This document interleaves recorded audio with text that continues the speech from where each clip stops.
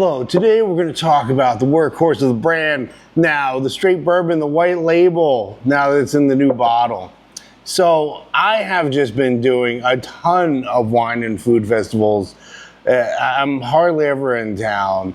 And the last festival I did was just like a small charity event, but the one before that was pretty big. It was Aspen. And I will tell you right now that the flavor profile here is what pretty much most regular people are looking for. They just don't know it because they come up to my table and they're like, what's the oldest? What's the most expensive? And I'm like, what?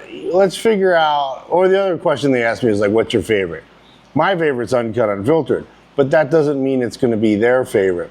So I try to figure out where they're going, what they want. I'm like, the first thing I say is, do you want a delicate, easy daily sipper? And they say, yes, smooth, I want smooth. And I give them this. I don't tell them the price point till afterwards. I don't say this is our entry-level bourbon.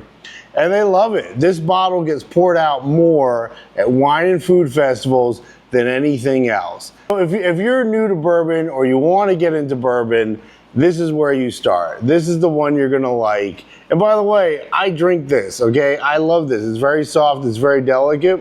If I'm sitting at home alone with a cigar, no, I'm gonna have uncut, unfiltered.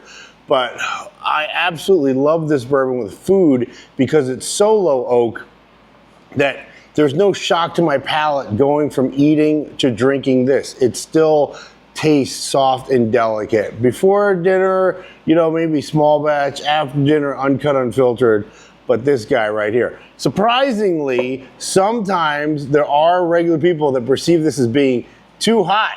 And I'm like, why don't you try this? The Desert Colt. And even though this is higher proof, it's denser because it has no water added. So it's going to be a higher concentration of fat because these aren't chill filtered. And even though it's higher proof, it's going to be more fat.